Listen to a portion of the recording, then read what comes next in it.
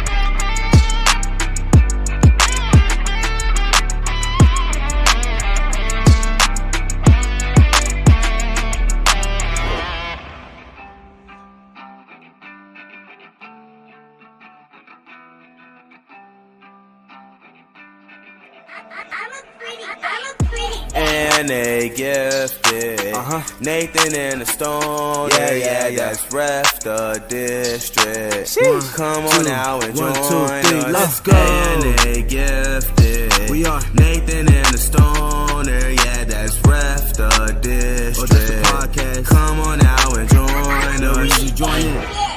Yeah, let's talk about the bigger picture. Let's talk about how we be ballin', playing with the Wizards. Let's talk about the Nats and how they always got good pitches. Let's talk about the Cats, how Rex can turn them boys to winners. Injuries and updates, oh yeah. To the opponent, we stand toe to toe, yeah. To the top, this podcast gonna go, yeah. I think it's something you should know, yeah. And they good with the off-season stats, that's a fact. And they can give you the season recap, yeah. You know that's for a fact, yeah it is. And you know we got our team on our back, we to us no other team can match, cause our team is way better. We the best one. Never be under the weather, W with the best letter. Always the best one. We love Washington, and we some die-hard fans. Yeah, we are. And you know we keep it on 10. Let's talk about the offense. 1, 2, 3, let's go. And they gifted. We are Nathan in the Stoner. Yeah, that's ref the district. That's the podcast. Come on now and join us. You join it.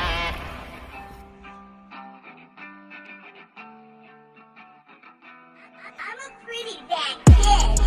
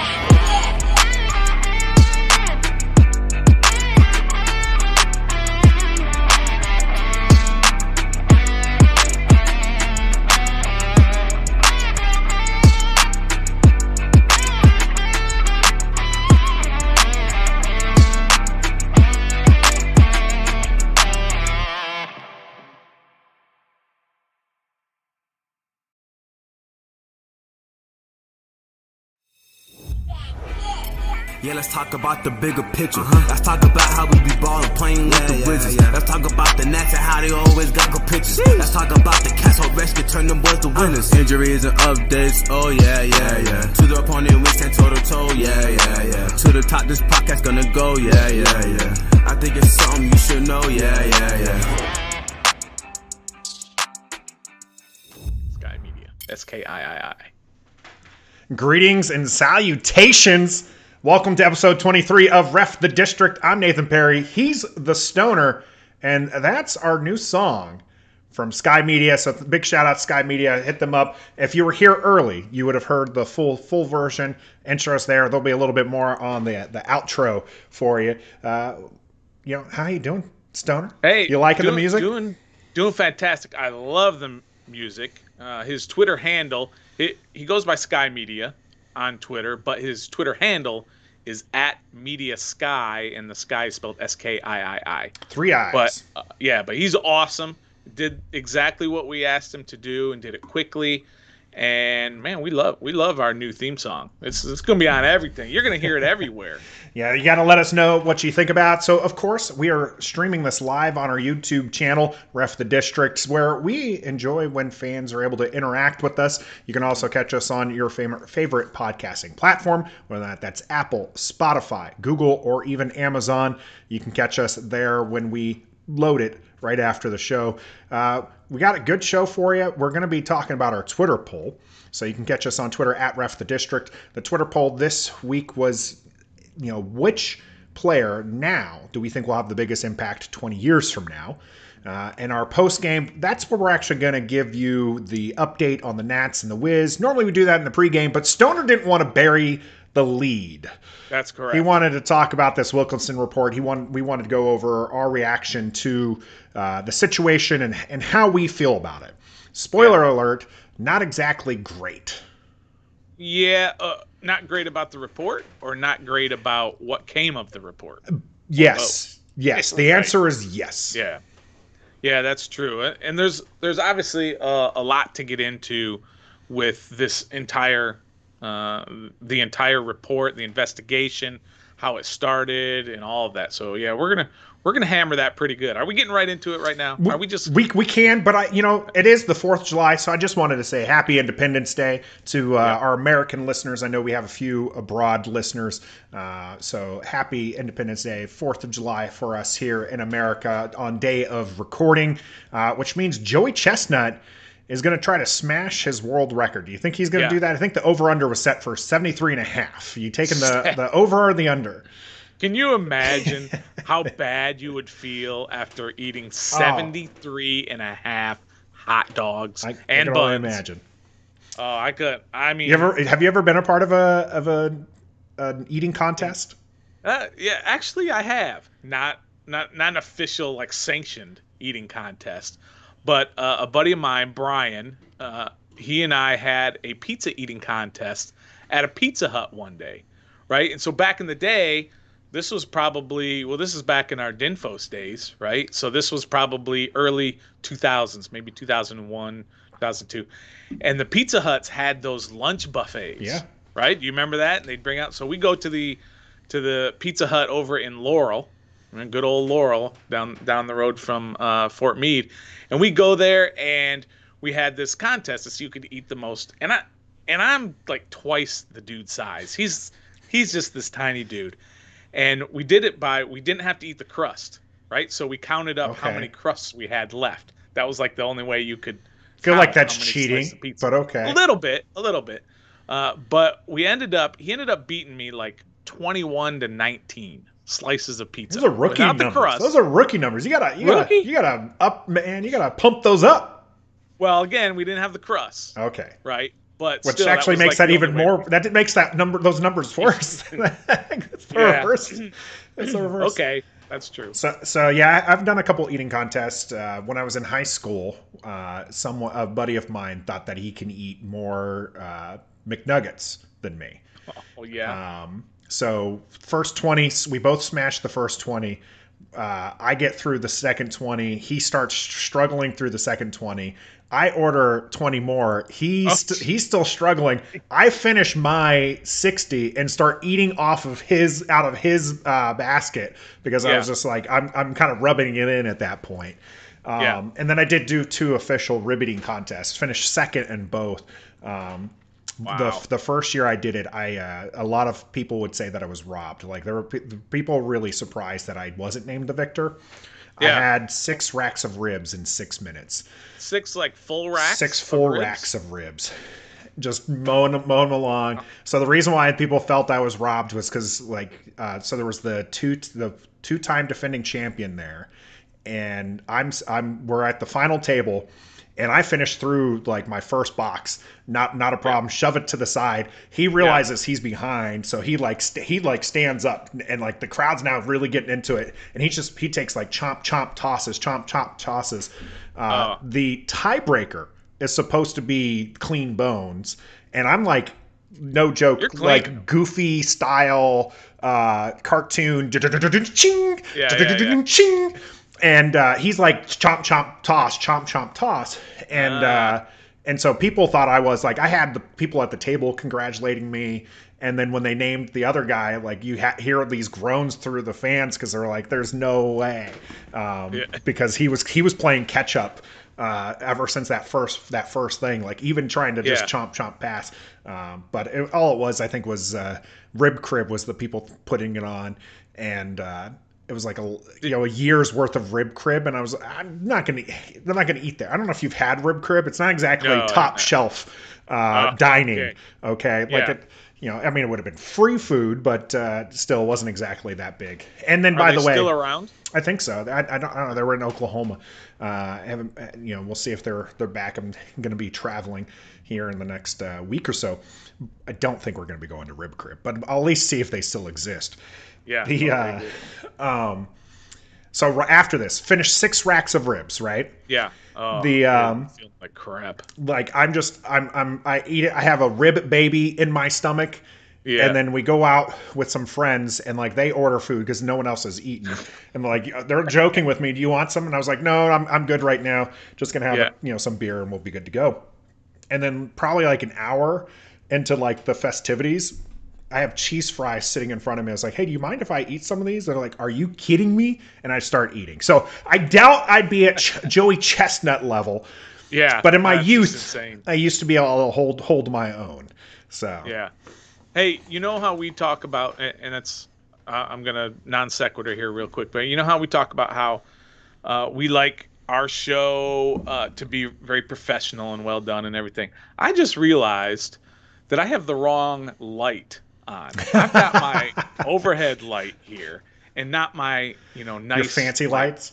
So I'm going to go change it real quick. It'll take me really a second. So what can we do? Can we do like a no, I'm not. We're gonna watch Stoner and step away. Oh, this is and I'm just gonna remind people that we have new music from Sky Media, so you would have been able to hear that because we do have some more listeners on right now. So the new intro music, you can check that out when we post this live it's already streaming live to our YouTube channel, but then it'll be you can watch the replay and catch the full thing there. And now that we have Stoner back, we can get back into for those who are watching, let us know whether or not you even recognized that there was anything had changed there. Different. So this is definitely one of these things that Stoner's a video guy. I'm a trained broadcaster to where we're a little particular. My wife does the same thing. Big shout out to my wife, by the way. If you enjoyed the intro, my wife Jazzy had a hand in helping, kind of an executive producer role. So big shout out to her for pushing me along, making sure that I got to where it needed to be. But as like trained people, we do this. And I brought up my wife Jazzy because she wants me to turn on the overhead lights because she's like, your lighting's not where I want it to be. And I was just like, okay, where I want it, but it is where it needs to be because this overhead light is just awful. And so it's just like, I got this side light here. I can block this for you. And then I got a big ring light on that side. So it's still not exactly where I want it to be, but we'll get there. And I don't think it looks good. It looks good. I don't think people came here for the light talk though. Yeah, but Jazzy's right though. I mean, not right I mean, she's right because she wants it to look professional, and we super appreciate that from her. Yes, absolutely. Great executive producer. She's usually on our chat, which if you're not able to chat, I apologize. I'm not sure what's going on with my screen right now for the live YouTube. I got it. You got it up? Okay, good. Yeah. Then Stoner can call it out there as we go along. Yeah, and Sarah wants to know if you could eat 12 McMuffins. 12 McMuffins? Yeah. I could probably do that. Do that. No problem. Yeah. So are we talking sausage McMuffins or sausage, egg, and cheese? Like, are we doing the full thing? Sausage, egg, and cheese. To me, it's no different. It's going to go down the same. You know the trick, right, to competitive eating? I had no idea. So, like for the hot dogs, you'll see Joey Chestnut do this. He dips it in water. Oh, he dips in water. Dips yeah, in water. It makes it easier. So you don't have to like chew and taste. It gets it down a little bit easier. I actually sat next to a professional eater on the plane. Very interesting young lady. It was pretty neat. She literally just professional competition eater. She just goes to these different places. She gets, they get sponsored. Really interesting thing. Again, is she the one from Andrews? No, this was years ago. I'm not even sure. Okay. I can't even remember what flight this was that I was on. Was it just a random? Just random person, yeah, just chance meeting. So because there was a lady that worked at Andrews Air Force Base that tours as a professional eater. Oh yeah, she was like a civilian worker there, and she was probably like 5'3", 105 pounds. Yeah, you don't have to be big to pack away the food. You just have to be consistent and quick. Yeah. So. I will not test this theory out, by the way. I'm too old to be eating 12 McMuffins and considering that a good life choice. Yeah. So, and then you got a PT test coming up after that. then Air Force got rid of the waist measurement, so I'm good to go. Oh, man, back in my day, that's all they did. We didn't even have PT tests. Way back. We just had waist measurement and weigh-ins. That was it. Didn't even have to test. My dad used to tell me about how they used to just have to walk around the track and they can drink beer and that was good to go. Then we had the stationary bike. That was a test. So we got on the stationary bike and they plugged us all up with stuff and then they figured out whether or not we were in shape or not. Okay. Then they got smart. Somebody got smart and said, let's check their physical skills. How's that? Yeah. All right. Well, our physical skills aside at this point, we're in pretty decent shape. How do you feel about the Washington football team? Do you think they're in pretty good shape after this week? It was a little bit of a rough week, and that was probably not the smoothest transition, but I'm rolling with it. That's right. Not bad. Way to go. It shows you're professional right there. Nice job. It wasn't as bad as I thought it was going to be when it came out. I mean, it was pretty bad, but it wasn't the S storm that I expected it to be, right? And maybe it's just because it's in the middle of the off season and nobody's really paying attention. Half the beat writers are on vacation, so they're not making that big of a deal out of it. I don't know how many people are familiar with like news cycles. So they deliberately released this the Friday afternoon time frame before the 4th of July weekend because the NFL is deliberately chose that. Yeah. Okay. They decided like this is when we need to release it because no one's gonna care, right? Like the shelf life for that was that afternoon because then everybody's gone. You got like John Keim coming off of his time off and his vacation, like trying to throw a few tweets out there. And it's because they know that this is where they can release it to where by Tuesday, when everyone comes back to the office or Monday, if they don't have the observed holiday off, no one's caring, right? We're on to other things. We're on to, we've already got the Nationals playing baseball. People can talk about that. This Wilkinson report's going to be dead by the time they get there. So the NFL knew exactly what they were doing by releasing it at this time. Of course. But let's go back to the beginning, right? Let's go back to the very beginning about this report and the whole thing that started the report and kind of the timeline and then the release of the report. But if you remember back when this all started because of the Washington Post story about these different women who talked to the reporters at the Washington Post and made all these allegations. So Dan Snyder, let's remember this. Dan Snyder hired Beth Wilkinson. Okay, hired them to investigate his team, not to investigate him, to investigate his team. And all he wanted was to find out what the culture was like and recommended changes. So right from the very beginning, this was going to be a flawed investigation. Even if the NFL took it over, all that means is that they're going to report to the NFL rather than reporting to Dan. So already this was a farce of an investigation. And we had no idea what the parameters were of the investigation. I know that's your word. You like the parameters word. But we had no idea what the parameters or what exactly that they were investigating. All it was to see if they had a toxic culture. So it's already just a big giant sham right from the beginning. And we all kind of knew that. And then it just came to a head when they released the report. They didn't release a report. They went and reported to the NFL 10 things that need to change. Right? Yeah. Well, I think we're gonna pause you there. You got to remember, so because you're doing a timeline here, and in this timeline, the junkies released some kind of notes from the Wilkinson report that they got. Right. So there was like a leak. And that was months ago. That was like a month and some change ago. That was a while. You know the NFL has had this for a while. Again, pointing to the fact that they deliberately release it on a Friday afternoon before a holiday weekend to bury the thing.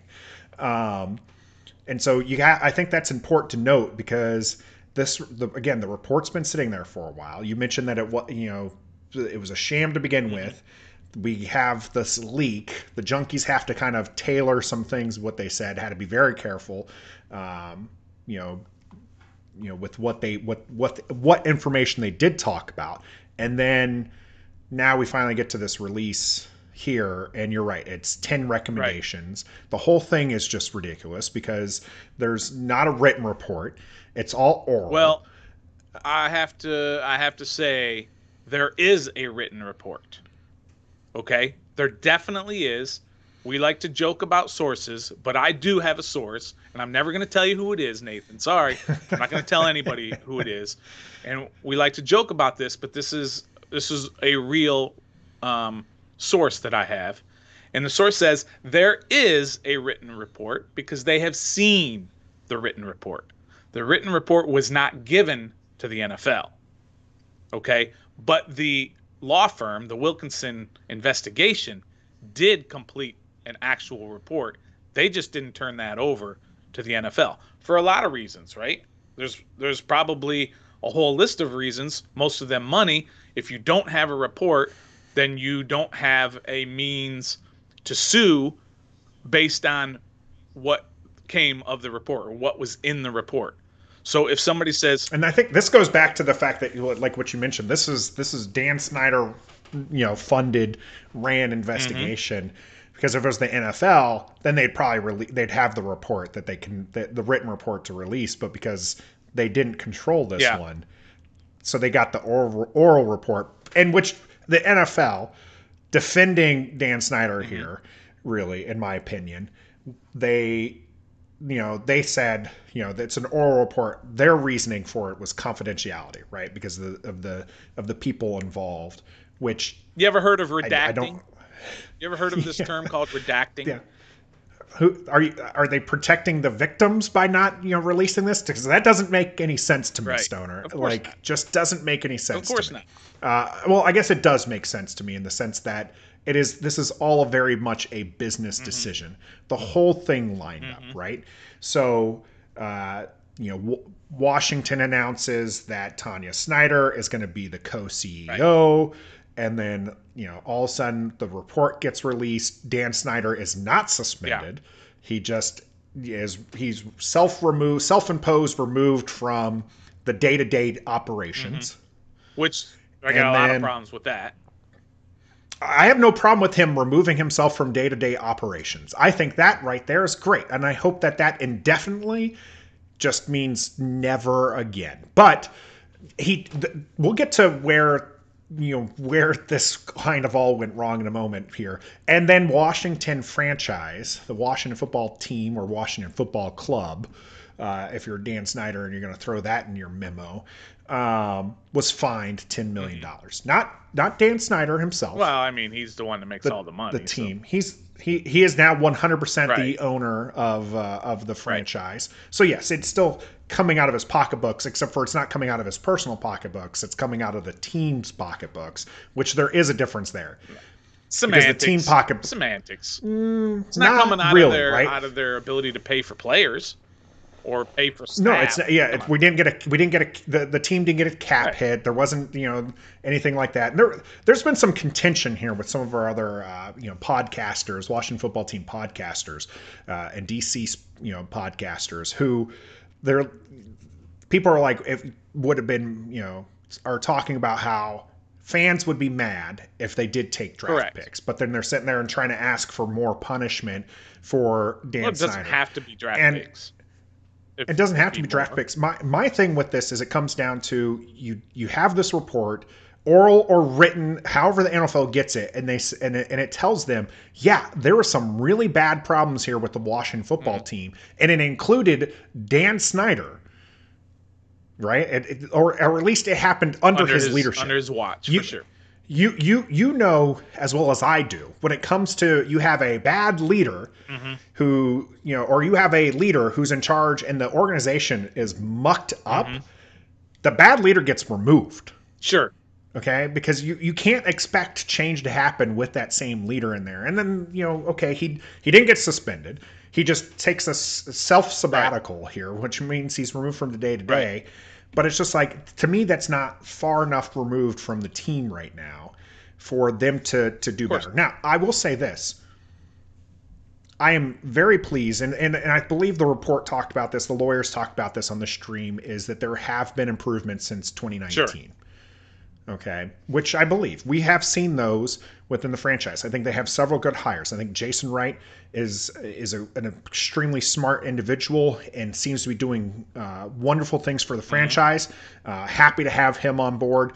You have Julie Donaldson, who is also an amazing individual, doing great things with the media team and improving things there. And then you hire Ron Rivera, who's a renowned character person, who's trying to build the culture from the field up, right? And so I think that there have been improvements, and maybe that's what lessened the sting a little bit. That's exactly right. And to be fair, I'm dropping Dan Snyder's name in here as if he's the one who's been, hands-on with all the stuff that's in the allegations, which may not be the case. Oh, it's definitely part of it. He was definitely part of it. Again, he to me, he is the pinnacle, right? He's the leader of this whole outfit, and if it happens under him, even if he's just like, I didn't know that was going on, that speaks to his level of competence as a leader. Sure. Okay, so to me, there's problems with keeping him on there, but I think that he's ever since kind of things were starting to hit the fan and he's made those adjustments. I think that's probably what saved his bacon a little bit. Okay.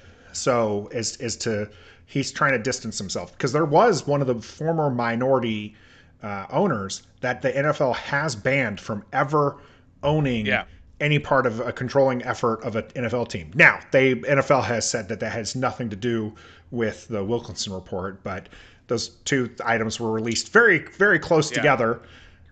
So I'm very interested in finding out why he would be banned if it had nothing to do with this Wilkinson report. Maybe it was, I think, actually, if I did have to venture a guess, it was probably the, how they were doing the, these millionaires and stuff. They're going back and forth with the media press and whatnot. So it was probably that, right? So it was probably he tried doing something underhanded and got caught, and so the NFL's like, no, we don't want you. We can't have you trying to do this to other teams. Yeah, and we may never find out why he's been banned from ever owning a piece of an NFL team. But if you get that, if something like that happens to you, you've done something pretty big. We don't know what it is. We have no idea. It could be something completely unrelated to the football team. It could be just something he's done outside of that. But I want to go back to a couple of points that you brought up, and you got to interrupt me, man. Just like this. I know, right? Just jump on. I thought about it, but you had a lot of good points that I wanted to hear, so I didn't want to interrupt that flow. But there's a couple things going back to Daniel Snyder suspended or not suspended, and you can call it whatever you want. He's been suspended by himself or whomever. He is out of the day-to-day operations. However, and there are some people who have put out the report that the only way he can come back is he has to ask Roger Goodell for permission. Some have walked that back and said that that's not true. But there are others, I'm talking about beat reporters, who are there who have stood by that statement and said he cannot come back until Roger Goodell approves. That is a suspension when you have to come back. Well, Dan Snyder reportedly has also made sure that Dan Snyder's legal team, I suppose, has made sure to kind of go out and put the kibosh on anybody saying that he was suspended. Yeah, that's fine. Because he hasn't been suspended. Whatever. I mean, right? whatever. So Semantics, he takes a right? step down. The whole thing was planned because one, this report's been out there for months, and they appoint Tanya Snyder as the co-CEO. Got a problem with that. In preparation for this step Right. back, so he can still have the business is still coming home. All right, I got a Right. major problem with that. Okay?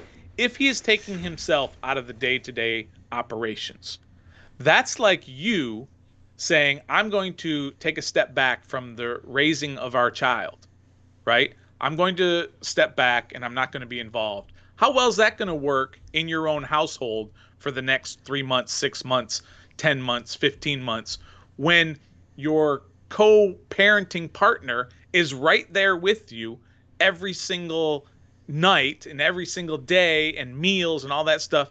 You're going to tell me that they're going to sit there at dinner one night and Tanya's going to go, I was talking to Jason Wright today about, and then Dan's going to go, la, la, la, la, la, la, la, la, la, la, la, la, I can't hear this. We can't talk about day to day. Give me a break. That's such a ridiculous way of saying I'm taking a step back, because he's not taking a step back. He can say it all he wants. He can have his wife go to all these where she represents the team and all of that. It's not what it's looking like, how they're portraying it. Okay, he's still involved with day-to-day operations. Maybe not every decision on every day, but you can't tell me that he's just going to plug his ears every night. No, I don't think he's going to do that one bit. Now, what I will say is I do believe Mrs. Snyder is a very capable Correct. Individual, We assume, and I think that she's we don't also know. We assume. No, she's had her own endeavors which she's been successful in, and We don't know. and then I feel confident enough that she will hold her own, right? So they might talk business and Might. and pillow talk Might. and yeah, okay, they probably will be 100%. talking business at the house. So, but when it comes down to it, I think that she's probably more liked around the NFL circles than Dan Snyder Right. is. But I think that Tanya will be able to hold her own. I hope so. I think that she'll be able to do her thing. I agree with you. I don't like it. I think that they should have, found somebody else. But again, this whole thing was orchestrated ahead of Right. time. The $10 million fine, not suspending him, not fining him. I don't want the punishment to be more severe to be on the team, because I don't feel like it was the team. I think that it was an ownership problem, a leadership problem. So you punish those individuals. So, But okay, so let's just give her the benefit of the doubt that she's capable of running a multi-billion-dollar organization that has had a toxic work culture for the last 20 years. Let's just assume that she's able to do that. Okay, good. What is it that Dan said in his statement to the press when this all came down? He said something to the effect, maybe I have it written down or maybe I don't. Here's my old man glasses. But basically, I'm paraphrasing. He said, I'm going to focus on the stadium deal and other matters related to the team. That's pretty nebulous, right? That could be anything related to the team. right? That could be basically day-to-day operations. You will never see Dan representing the team, at least during this time, in NFL functions, and that's fine. Nobody cares to see him or anything. It just brings up bad thoughts and bad memories, right? So that's great. But to say that he's not going to be involved in day-to-day operations is about as naive as you can get. He will be, maybe not as much, he will be involved in day-to-day operations. So I just had a problem with the way that whole thing came about. Naming her the co-CEO the day before the reports are out, and then him saying he's going to take a step back from day to day, not being. It's not true, and I just got a problem with that. But then it's fair to have a problem with that. Now, I think that I trust the individuals who are, in place right now. When you're talking, again, the Jason Wrights, the Julie Donaldsons, the Ron Rivera, those really, like, you got Ron on the football side, you've got Jason Wright, who's on the non-football side, you have Julie Donaldson, who's on, like, the media, side. I think that things are good at that level. So so you take everything that's happened, and as bad as it was, and as bad as they treated people within their organization, what has come out of all of this in the last year or two is maybe an organization that has finally figured their shit out, right? They have finally figured out that there are capable people out there who can run an organization properly, where people enjoy coming to work, and then in the end, hopefully you've got a winning team on the field, because in the end, that's what we as fans care about. Because you can't tell me that we would trade the losing on the field and trade it to winning on the field and losing as an organization. Nobody cares, really, most fans, what happens within the organization as long as the team is winning. Because there are plenty of examples of a terrible organization that is winning on the field, and all that gets swept under the rug. And a great example is New England with Robert Kraft as the owner. He's got a lot of stuff that he's done. The skeletons that we know in his closet. The massage parlor probably being the most recent one. And you got Deflategate, and you got Spygate, and they've been fined millions of dollars, and they've had draft picks taken away from them. No, and fans don't care about that stuff because people won Super Bowls. Yeah. And if this team wins Super Bowls, nobody's going to care about that. We can separate the two. We can say it's not good what they're doing with their employees, and that needs to be addressed, and that needs to be fixed. But as fans, all we care about is Ryan Fitzpatrick throwing for 35 touchdowns and this team going to the NFC Championship. If that happens, you will not hear one person talk about whether Dan Snyder is on day-to-day operations for this team. Well, you won't hear one fan say it. You'll hear it from someone in the media will bring it up about how this happened, and so. But you're absolutely right. The majority of fans, they only care about the winning. Right. They don't care about the organization, which is fair, right? Hashtag just a fan, as we say here on Ref the District. We don't have control over how this team is run. Right. So like we do have some influence because we can turn off our TV. We don't have to buy merchandise. A lot of us are heavily invested, that into this team. This is our culture. There are still people who are hung up about the name change, for goodness sake. And they like to sit there and say that they won't pay attention to the team, but they're still very active on Twitter, and they're still very active within the community, and they still watch the games. They just refuse to call them the Washington football team or whatever they end up calling themselves. So let me ask you a hypothetical there, Nathan. Let's say they come out and they say, we're the Washington Blue Powder Puff Caterpillars. Okay, that's our name going forward. All right, or we'll just call them the Burgundy Powder Puff Caterpillars, so we don't have to change the colors. So let's say that happens. And like I said before, Ryan Fitzpatrick goes out and throws for 40 touchdowns, and they go all the way to the Super Bowl, and they beat Buffalo 40-3 in the Super Bowl, and Do you care that their name No one is the cares. Washington No one Powder Puff Blue Burgundy Powder Puff Caterpillars? People can make fun of it all they want, but it won't matter if they're hoisting the Lombardi. Okay, it won't matter. There will be people who make fun of it, but there will be people like us who will just celebrate it. I will cosplay as a caterpillar, Right, exactly. and dance around in the street if they were to win a Super Bowl named that. And that's why. So you're right. Winning is what I think most of the fan base wants to see. That's why people hate Dan Snyder. Because we've had in 20 years he's proven that he's not a perennial winner. 20 years of losing will make you hate the owner, because all this other stuff is just stuff that's going. It's just noise to the fan. Again, it's not good. It's not acceptable. Well, he didn't even come in well liked because people didn't like the fact that it left the Jack Kent Cook, right? So, but again, who cares?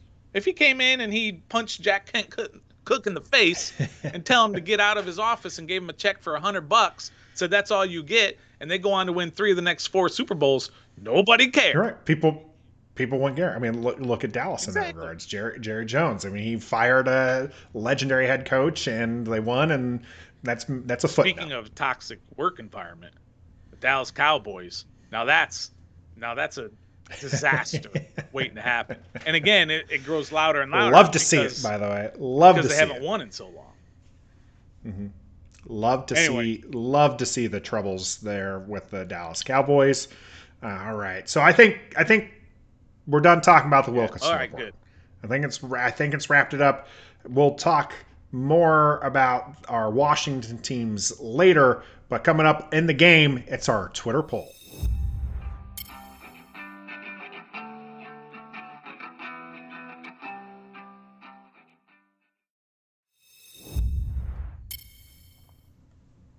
Game on. All right.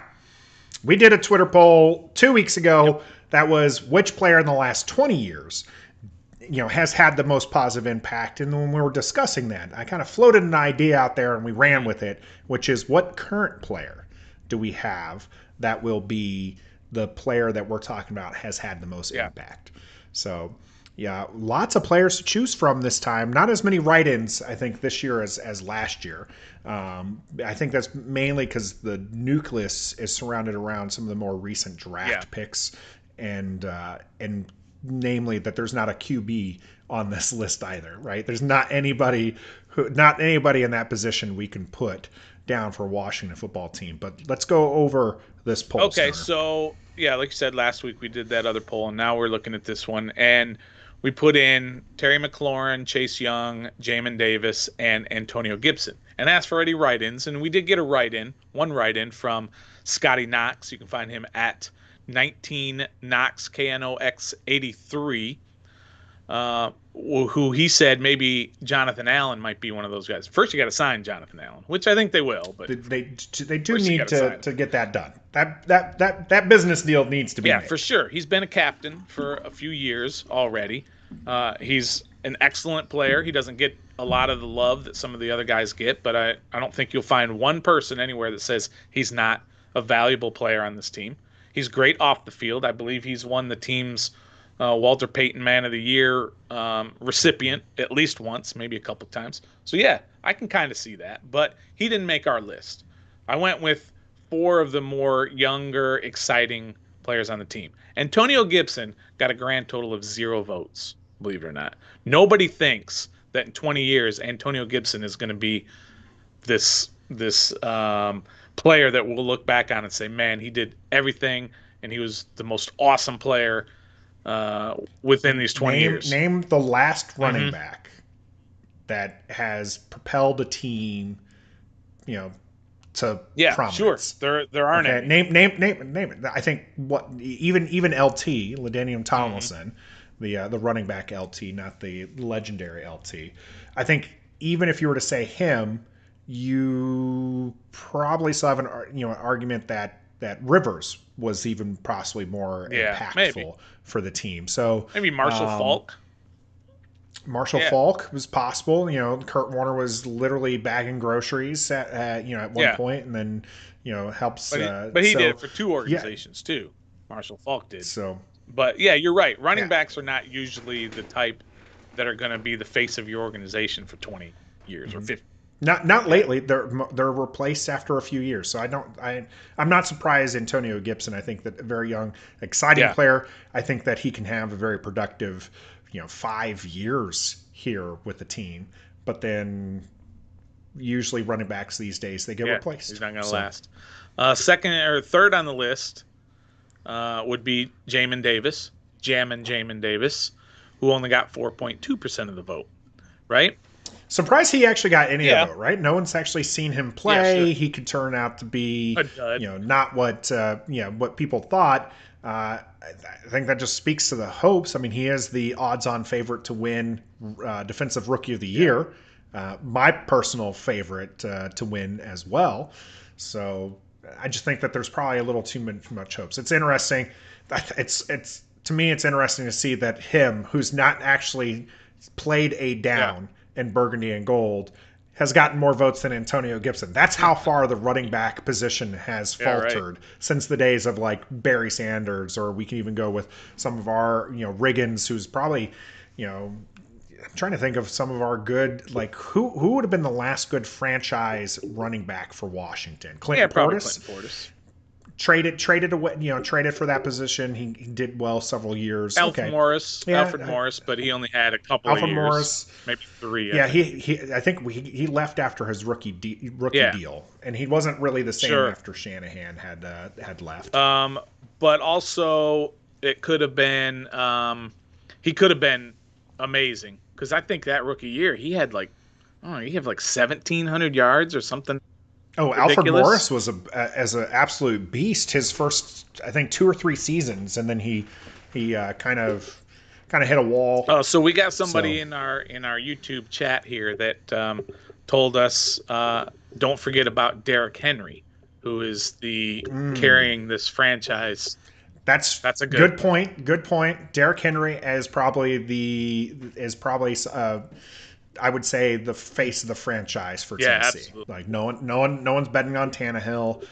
Brown is an excellent receiver, but no, when you think Tennessee Titans right now, you think Derrick Henry. He's been what's propelled the team. Excellent pickup. Good call there. Suggy low down. I love that name. That's pretty awesome. All right, so let's get to the last 2 on this list. And what surprised me about these last 2 is the huge gap between them. And it's Terry McLaurin and this is a very sizable, it's a huge gap. Terry McLaurin and Chase Young. And Chase Young absolutely ran away with it.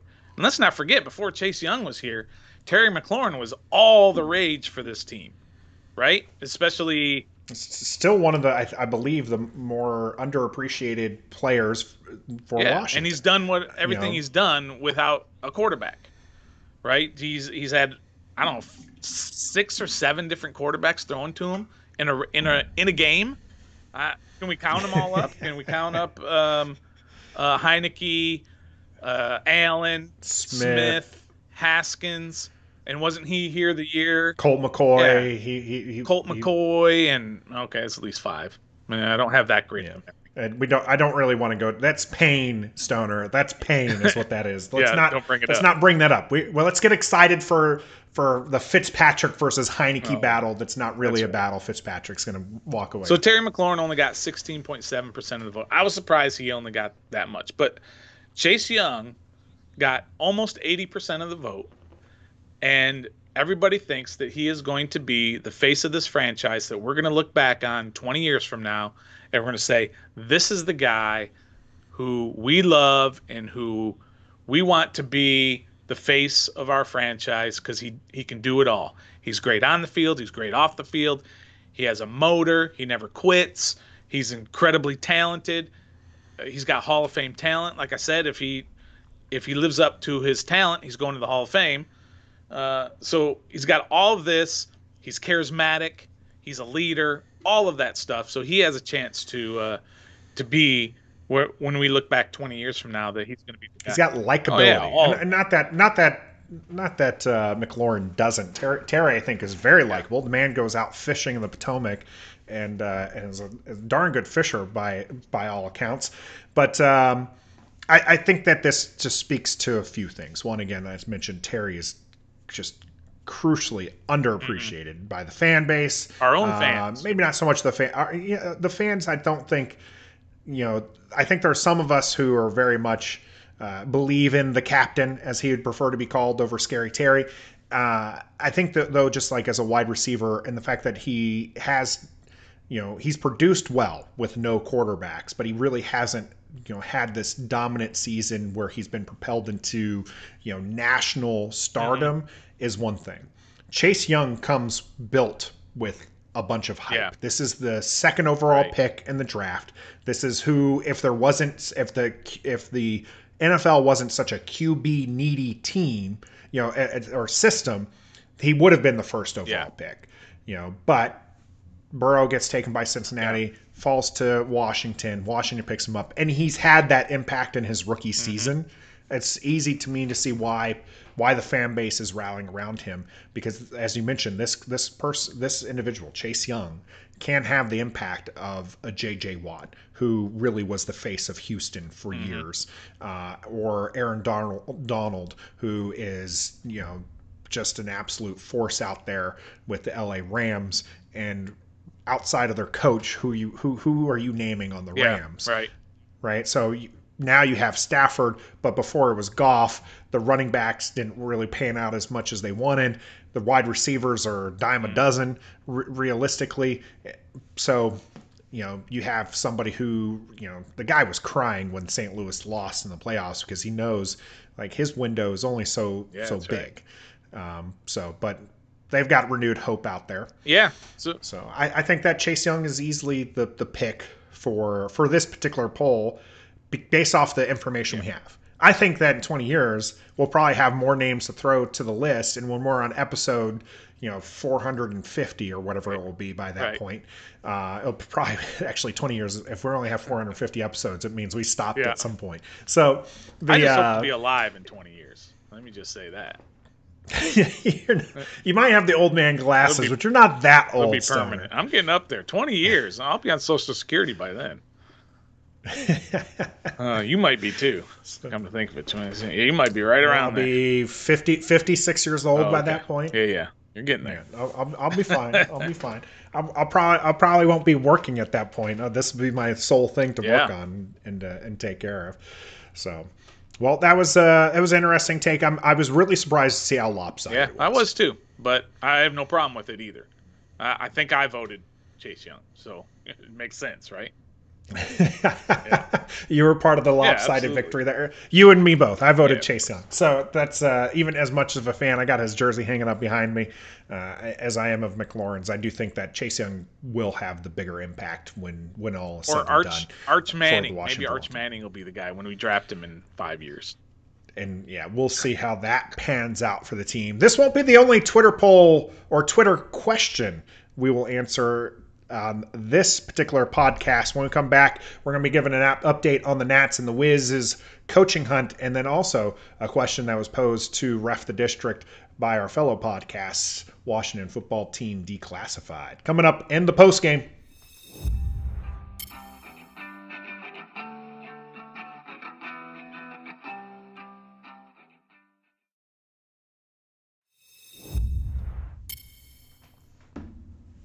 Alrighty, so first, let's get to this Twitter question that was posed to us, because we have a difference in opinion here, and that makes for some good podcast discussions here. So Declassified asked us to discuss which sport can replace the NFL as the most dominant sport in America. I feel like this is a good question also for the 4th of July.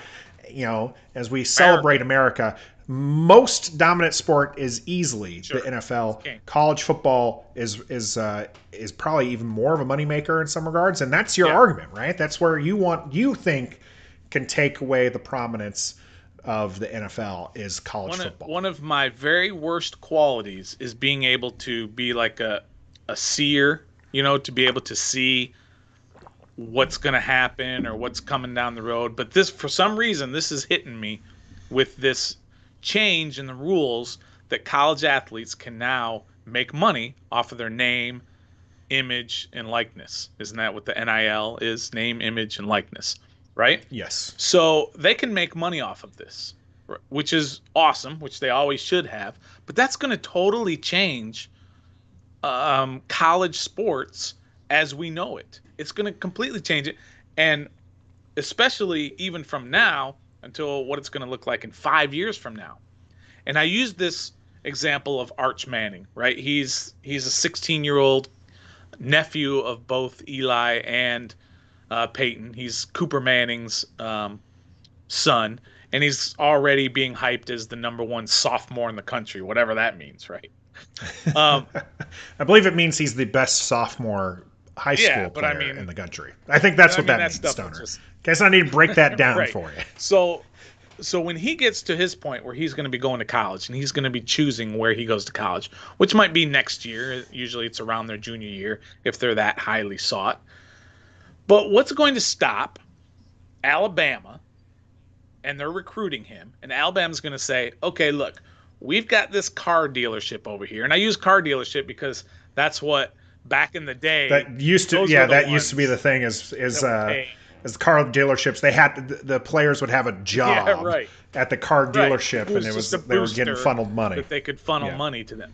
So, but now it's legal, right? So let's say the Alabama says this car dealership will give you a deal for your name, image, and likeness for $4 million for 2 years or whatever. Who knows what the number is going to be by then?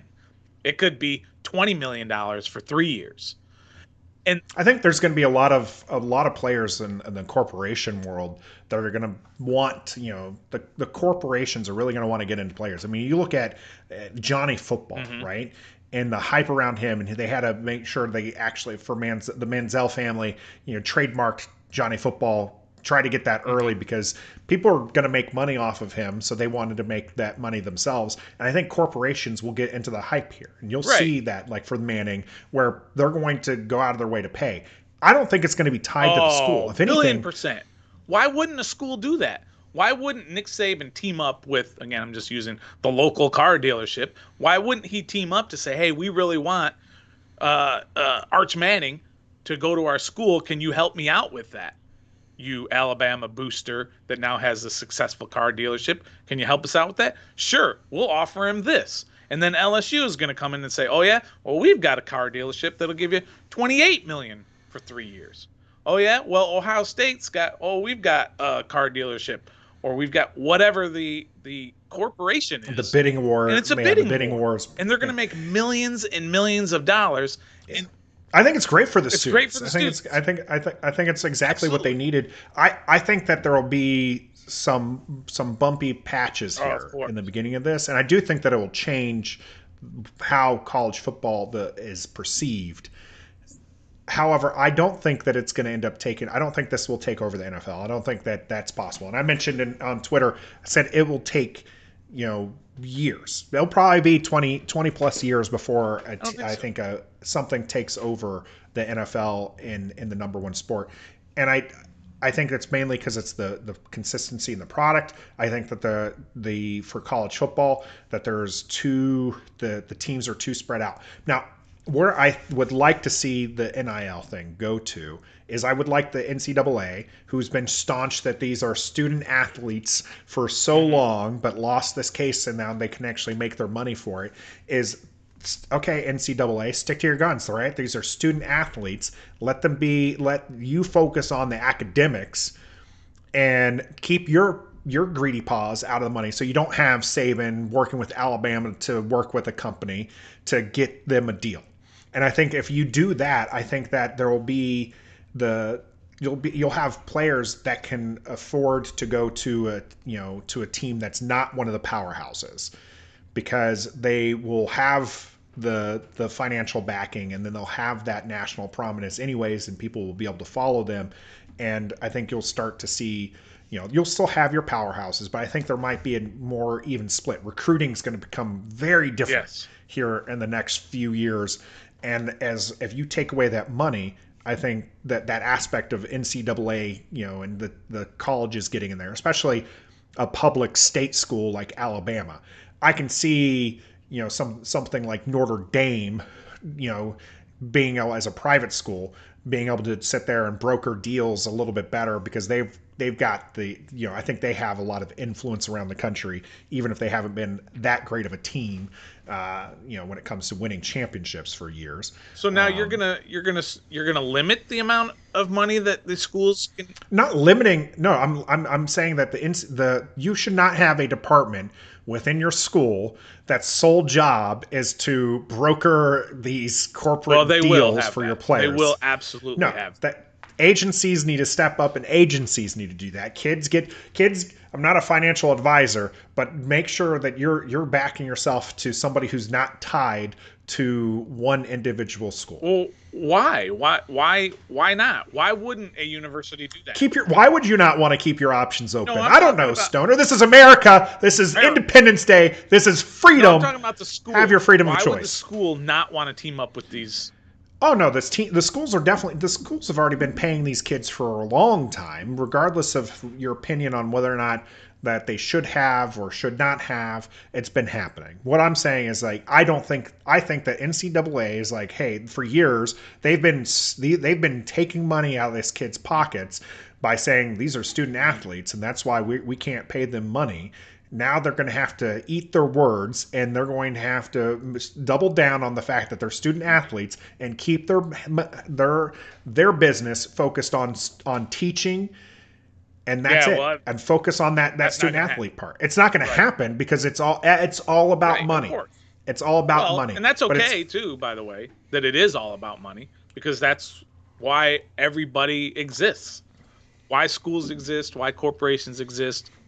That's not why schools exist, but that's it is. No, that's not. It is. Maybe nowadays, but it's not. Okay. That's not the purpose of schools. That can be a larger debate for us. They are. Let's go back to the classifieds question here. We went off on a tangent on the NIL stuff here, which does play a part into the question. Yeah. I don't think college football is going to do it. I think that the reason why I don't think college football is going to take over the NFL is the products are similar. Well, that's kind of what I'm saying is there's probably not going to be that line in the future. It's going to be so blurred. There's going to be the line because there's the talent differential. There's a reason why things like the Arena Football League have folded. There's a reason why the Canadian Football League isn't bigger deal. There's a reason why the XFL has gone under twice now. I guess technically it's on a permanent hold for this last time. Is that the talent difference? Like, you even see this within the NFL. Like, you have players that are just otherworldly, and then you have players who are bums, and you can tell the difference. And when you go, unless there's another league that steps up and is able to pull talent, that top tier talent away, you're not going to see the NFL being taken over. And then when you're talking about college football and you're talking about you have these power conferences, if you're saying that the parity is never going to exist, that this isn't going to spread even, and you're just going to have the same, 5-10 schools who are really in it to win it by the end of the season, you're not going to see that shift over there. Because even though they technically would have a wider fan base than the NFL, they have a wider fan base. The pockets are so much different. So that's why I don't see it being taken over, because the similar in product, the fact that it's actually a lesser product, because you have a team of Alabama, and I don't care that they had just 11, 13 people drafted, in the last season or so, that still means that out of they have 80 players on the team. That means how many of them aren't being drafted, how many of them left their senior year and didn't get drafted, okay? So you don't have top-tier talent at every position. And so that's why I don't think that you're going to see it, because the product on the field isn't better. Now, there a lot of college football fans, they get super excited about college football, and I get it. There can be some really exciting games that you won't necessarily see in the NFL, but overall, the product is better in the NFL. I think that if you're going to talk about something taken over, you're going to have a population change. Let me ask you a hypothetical then. Let's just say you are Trevor Lawrence, okay? Before he was drafted, after the season. So I get to have the long hair. My wife won't let me have the long hair even after I retire. The nice long flowing blonde locks. Let's just say you're him, and you finish the season at Clemson, and Clemson says, "Hey, look, come back to school, take some couple of graduate classes or whatever. You have to take like 6 hours a semester, whatever the minimum required to be eligible to play sports. We're going to give you, or we're not, but again, the local car dealership, I like to use that, but it could be Nike, it could be Citibank, it could be whatever, Gatorade. You add all those up, and you're going to end up for 3 more years. You stay here for 3 more years, if that's what his eligibility is. This is hypothetical. And we're going to give you $80 million. Not we, the school, but we're going to funnel. If you stay here, we're going to give you $80 million.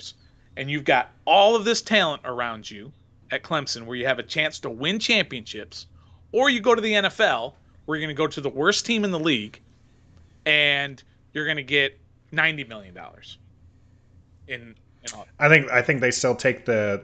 I still think the football players take the jump. I think they make the jump because to the risk money. of injury.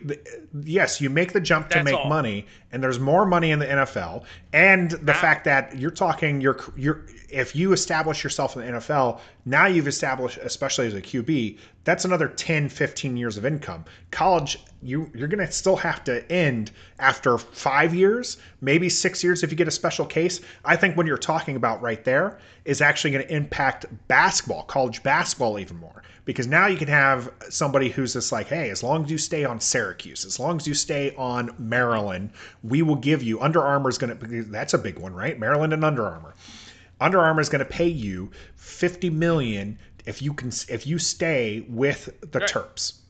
Right. Okay? For college basketball, that makes more sense because they can stay now, and because it's one and done league. Now instead of staying for just the 1 year and then making the jump to the NBA, now you're incentivizing that they stay a little bit longer because they can make that money and then make the jump to the NBA. Not that there's not money in the NBA, but because of the system set up where it's one and done. Because the college football, they're players for 3 years. Okay? And then they need to make that jump to the NFL so that way they can make more money. But the NBA, they're jumping ship. You have players who don't even go to college right now. They go overseas and then try to get back in, because why would you go to college and not make money? Well, now you can make money. So I think this NIL change is going to make a bigger impact on college basketball than it will with football. Maybe. Neither one of them are going to overtake the NFL, at least not anytime soon. If I had to take a guess at which sport it's going to be, I mentioned this, all of them have flaws. Baseball is diminishing. I think has some diminishing returns. I think it will still be prominent because it is America's sport, and we've tied it to it, right? So outside of Japan, you don't really see a lot of baseball being played, at a major league level. If I'm wrong, let me know. The basketball, NBA has its issue, but it is an internationally renowned sport. You're seeing the Olympics have gotten harder for USA. So even with dream teams, they're not always guaranteed to come out on top. You would expect it because the nucleus of talent is still there with USA, but you're seeing a lot of players come up through the European ranks. You're seeing more Asian players. You're seeing African players who are coming up into the ranks. So that one's got at least some international play, but I think the NBA has some issues with parity. So I think that hurts them. MLS. Yeah, we're not even talking about that. Probably never, ever going to take it over. However, I mentioned population before. Soccer internationally is the sport. Not here, though. Not here. But as America continues to become, we haven't used melting pot since like the 70s or 80s. But as more and more influx of foreigners come over, more and more talent, you have safety issues with the NFL. You've already seen a lot of parents start pulling their kids away from that kind of level of contact. Soccer might see a boon there as we kind of mix the rules. Whether or not that's the MLS, I think they're too poorly run. But I do think that you'll start to see some of that change. And again, I don't think anything's taken over in the near time. And I think that for soccer to overtake it's going to take like 50 years of this where we get this influx of people. But, it also would take, as we mentioned with the Washington football team, got to win. Got to win. You got to win. All the win. arguments that I made for college football taking over, I don't actually believe it, right? Because NFL is king and has been and always will be. So, well, we will see. For now, though, I think that's going to do it for episode 23 of Ref the District. I'm Nathan Perry. He's the Stoner, and you can catch us on YouTube every Sunday at 10 a.m. Eastern Standard Time, as my wife informed me that it's not just ET, it is EST. So you can catch us live, interact with us in the comments. Yeah, keep them straight. Doing her thing. You can also catch us on your favorite podcasting platform. We're on Apple, Google, Spotify, and Amazon.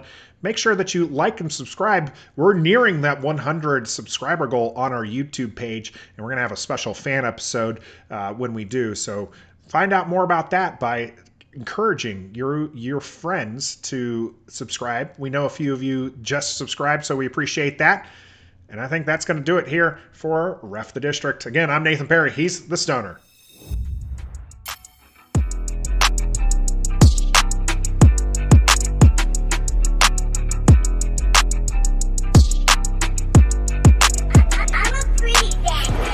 We love Washington, and we some die-hard fans. Yeah, we are. And you know we keep it on 10. Let's talk about the offense. 1, 2, 3, let's go. And they gifted. We are Nathan and the Stoner. Yeah, that's Ref the